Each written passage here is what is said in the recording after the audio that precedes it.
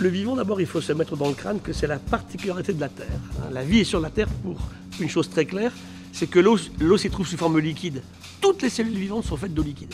Et c'est là que cette vie qui vient de l'eau, c'est organisé partout sur la Terre. On connaît un peu plus de 2 millions d'espèces aujourd'hui, il y en a peut-être 20 millions. Elle est partout cette vie, sauf dans les laves de volcans. Et l'humain en est issu. Je raconte souvent qu'un humain, c'est un tiers de ses gènes en commun avec les petites algues du plancton, par exemple marin. C'est les 2 tiers avec une mouche, c'est 98% avec un chimpanzé. On vient de ce système-là. Et l'humain l'a oublié, ne l'admet plus en fait. Nous sommes dedans, pas à côté. Et dès le moment où on accepte cette idée qu'on est dans ce vivant, eh bien on va arrêter de le détruire, puisque si on détruit le vivant, on s'autodétruit.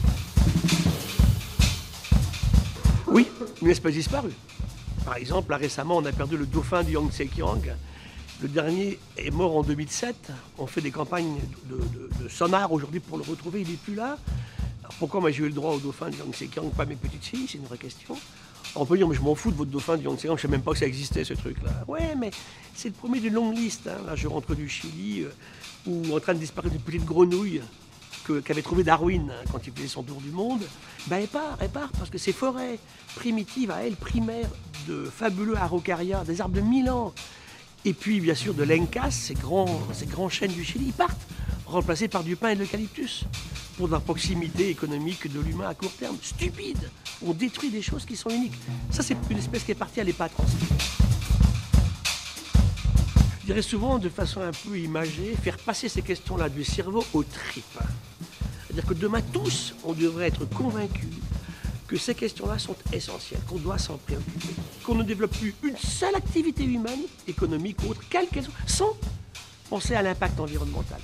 Découvrir une culture de l'impact. Quand le climat change, ça ne me gêne pas. Il a toujours changé le climat. Il change trop vite en ce moment.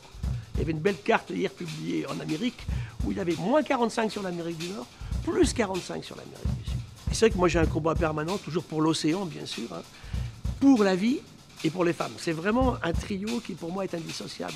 En Afrique, quand on parle avec les femmes africaines, elles ont des perceptions du changement climatique ou de l'effondrement du vivant qui n'est pas celle des garçons.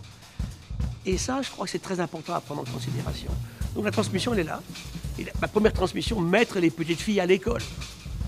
Des tas de régions du monde, elles ne vont pas à l'école parce que qu'est-ce qu'elles font? Chercher de l'eau. Et avec le climat qui change, l'eau est de plus en plus lointaine tous les jours. Ce sont des bidons chinois de plastique jaune. Je me suis souvent arrêté de mesurer le volume de ces bidons. 17 litres, 17 kilos. Et quand vous allez à 15 km tous les jours chercher de l'eau, qu'est-ce qui se passe? Vous n'allez pas à l'école. Vous n'avez pas de salaire pour faire ça. En Afrique, les femmes ne sont jamais propriétaires de terrains sur lesquels elles travaillent. Et en plus, elles font des mauvaises rencontres en route. Voilà comment une question comme ça est parfaitement écologique. Croyez en vous. Ne passez pas votre temps à écouter les anciens. Ils nous ont mis dans une panade quand même qui est assez considérable. Battez-vous, mais acceptez une chose. Vous ne vivrez bien que si vous acceptez de ne pas vivre comme vos mamans ou vos grands-mères.